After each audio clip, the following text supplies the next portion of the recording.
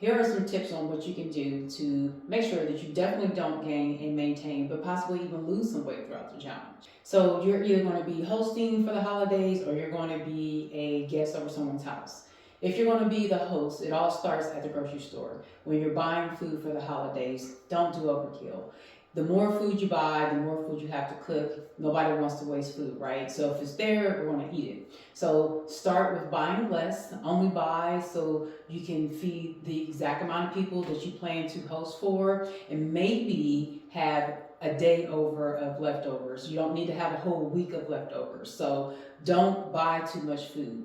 And if you're going to be a guest at someone's house and you're able to take a plate with you, maybe just take one plate to have for that extra day or that extra meal, but don't like go overkill on trying to collect as much food as you can to keep it in your refrigerator and eat on it all week long. Buy less, eat less, cook less, all those things. It's going to set you on the right track to begin with. Number two, we want our food to taste good during the holiday season, but it's really important to make sure we do proactive things to not increase our blood pressure as well as our insulin levels. So try to swamp out some things. Maybe try to use things that are a little less salty, maybe a salt-free seasoning. Try to use less sugar. There's always modifications you can make to your recipes to still make them taste super delicious, but not having to have all of that sugar. Number three, you don't have to go back for 2 plates back to back. So everybody usually wants seconds, right? If you do go back for seconds, then don't make it a full plate. You've already had one full plate and got all of the items that were there for you to eat for your meal. If you go back for a second plate, maybe only get like 1 or 2 of the items that you like the most. And then maybe allow yourself to have like a few hours in between that before you go back and eat again. Or maybe just have your 1 full plate of food and then maybe just do a dessert and then wait a few hours, at least 2 to 3 hours, and then go back for your additional plate. But give yourself some time in between those meals and don't go back again for 2 full plates right away. Number 4, get some movement in on the day of the holiday day, right? So that means on the actual day, whether it's Thanksgiving, Christmas, Hanukkah, Kwanzaa, whatever it is you celebrate, whatever's going to bring you and your family together to eat, you want to make sure you're getting some movement in. So by that, you can do it in the morning. You can go on a nice long walk, brisk walk. You can go to a gym if your gym is open. You can wait until after you eat your meal and then you can go on a walk. But whatever you do, make sure you get some movement in. If you've already been working out super hard this year and going to the gym and doing your cardio and your Zumba classes, whatever it is that you do to keep yourself active and fit, continue to do that. So maybe look at something that's going to be online. There'll be tons of videos online for you to watch. People will be having lives to keep people moving. There'll be pre-recorded videos. Get your family and friends together and maybe do a line dance. Whatever it is that gets you all active and moving. Don't just feel like you have to have a day where you just eat and sit and drink and do nothing else for the rest of the day. Number 5, mixed drinks. A lot of people like to have mixed drinks because mixed drinks don't, hit as hard, or you like to have control. Whatever it is, they just taste good, right? Usually your mixed drinks, and I'm talking about alcoholic drinks, are filled with, that mix is just tons and tons and tons of sugar.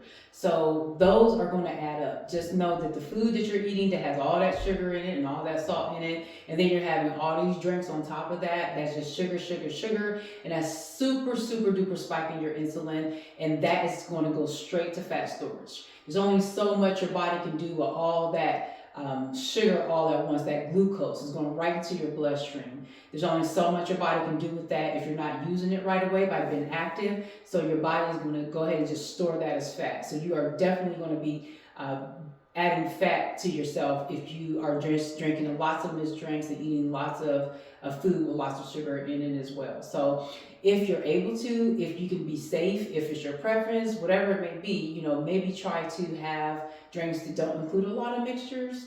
You can drink your Spears without that, if you can do it straight or maybe on the rocks, or maybe something that's going to be a sugar-free mixture, like a soda, a diet soda or something like that. But just keep in mind that those mixed drinks are adding up, and those are just like liquid food. Number 6, get back on track right away. So if you do decide that you are just going to have a day for yourself, for the holiday and not really do a lot of movement, or you're going to just eat terribly, whatever it is, don't feel bad about it. You know, we do have to enjoy our lives, but make sure that very next day you get right back on track. So the gyms will be open. You know, you can always go outdoors. You can find an online class. You can go to, you know, a studio and get some movement in. Whatever it is, get moving and get right back on track. And that's not just with your movement and your fitness, that's also with your eating. So again, as I said, you don't want to hold on to leftovers. You may have some, but if you go back to number one, which is to buy less or take less, if you're going to be, you know, a person eating at somebody's house, that's going to set you up because the food's not going to be there for you to have. So that way you get right back on track with your macros, your protein, all those things that you know that are going to be successful in your diet. Number 7, enter a holiday challenge such as this one, the No Gain Maintain Challenge. Not only does it hold you accountable, but it allows you to interact with other people who share your same love for fitness and want to maintain their fitness journey throughout the holiday season. So in these holiday challenges, you have the opportunity to chat with each other, leave comments, and encourage each other as well, which I will strongly ask you to do that. So make sure you're interactive, make sure you're keeping your eye out for all of the things that I'm going to be posting on the social media site. There'll be the opportunity for pre-recorded and live classes, and also you can always set up a personal training session with me. So stay focused, don't just pay your entry fee and forget about it and go off and do your own thing. We want to make sure we stay accountable, we want to make sure we stay on track, because we are not going to be starting over on January 1. We are going to continue to progress on January 1. We work too hard, and we're going to make sure that we maintain and not gain this holiday season.